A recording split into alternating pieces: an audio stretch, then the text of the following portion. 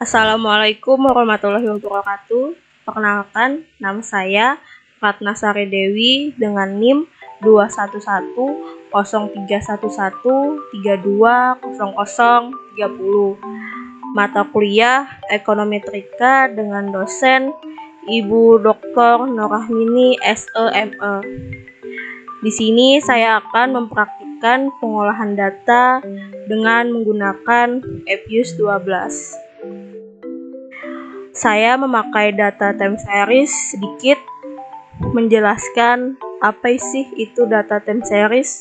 Time series merupakan salah satu jenis data yang sering kita jumpai. Karakteristik data time series melibatkan lebih dari satu titik dengan unit analisis dapat berupa kota, kabupaten, perusahaan, negara, dan sebagainya. Sedangkan periode analisa dapat berupa harian, mingguan, bulanan, triwulanan, atau tahunan. Contoh data time series adalah data pendapatan nasional, inflasi, suku bunga, dan sebagainya. Jurnal yang berjudulkan Analisis Pengaruh Produk Domestik Bruto, Defisit Anggaran, dan Tingkat Kurs terhadap Utang Luar Negeri Indonesia periode tahun 1996 sampai 2016. Analisis data yang digunakan dalam penelitian ini adalah analisis regresi berganda, di mana analisis regresi ini dikenal sebagai analisis ordinary least square atau OLS untuk mengetahui pengaruh produk domestik bruto, defisit anggaran, dan tingkat kurs terhadap utang luar negeri Indonesia. Buka Excel, di sini sudah ada data tahun dari 97 sampai 2016. Sesuai dengan jurnalnya, kita klik Y, X1, X2, dan X3 itu kita copy semuanya. Kita copy. Lalu teman-teman bisa buka aplikasi EPUS 12. Kita klik File, New, dan Work File. Di sini kita memakai data time series dan datanya itu memakai tahunan, berarti kita memakai annual. Kita mulai start date-nya 1997 dan end date-nya 2016. Klik OK. Sudah seperti ini, kita klik Quick untuk mencari persamaan regresi. Kita klik Empathy Group Edit Series. Sudah seperti ini, kita klik yang atas ini. Lalu yang data di Excel kita paste di sini.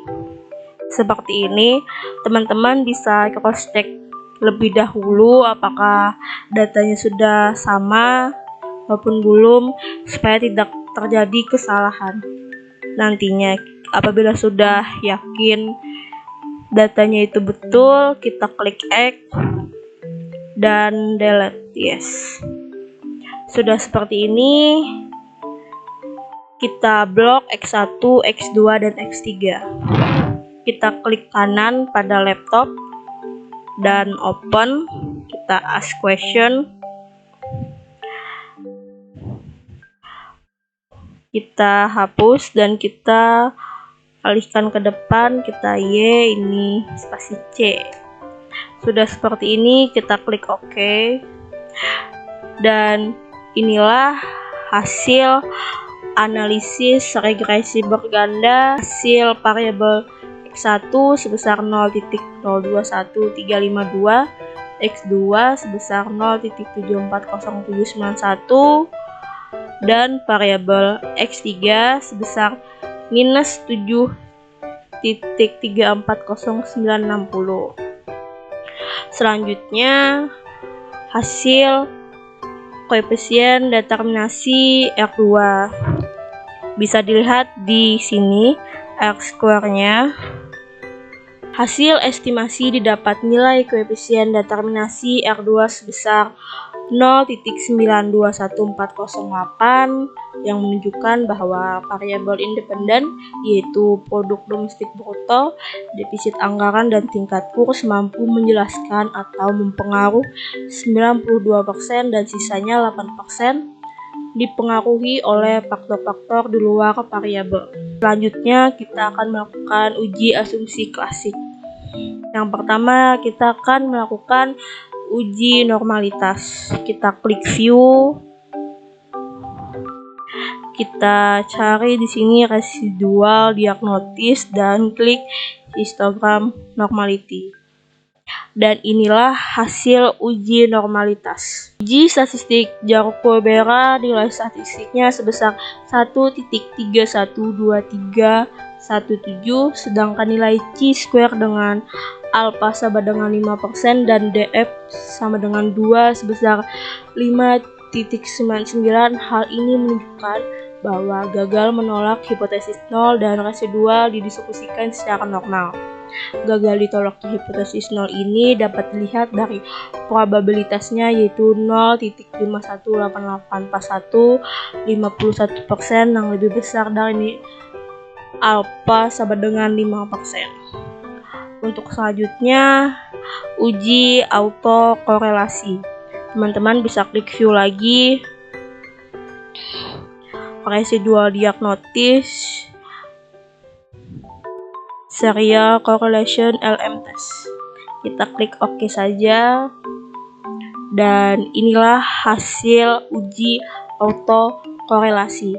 Hasil regresi dapat dilihat nilai koefisien determinasinya sebesar 0.535292, nilai chi-square hitung x2 sebesar 10.70584, sedangkan nilai kritis X2 pada alpha sama dengan 5% adalah 5.99 dengan df sebesar 2 dan probabilitasnya chi-square sama dengan 0.0047 karena nilai chi-square hitung X2 kurang daripada nilai chi-square X2 tabel, maka dapat disimpulkan model tidak bergantung masalah autokorelasi. Selanjutnya uji multikolonialitas. Kita klik view, koefisien diagnosis. Di sini ada varian inflation factor. Kita klik, dan inilah hasil dari uji multikolonialitas. Dari perhitungan FIP, nilai senteret variabel produk domestik bruto, defisit anggaran, dan tingkat kurs yang didapat lebih kecil dari 10 sehingga tidak terdapat masalah multikolonialitas. Dan yang terakhir ada uji heterokodastisitas. Kita klik view, kita klik residual diagnosis, dan yang paling bawah heterokodastisitas. Di sini kita klik OK yang paling atas. Dan inilah hasil uji heterokodastisitas. Hasil tersebut menunjukkan nilai OBS R2 3.886643 dan nilai probabilitasnya adalah 0.3130 lebih besar dari alpha sama dengan 5%, maka dapat diambil kesimpulan bahwa data tersebut tidak bersifat heterokodastisitas.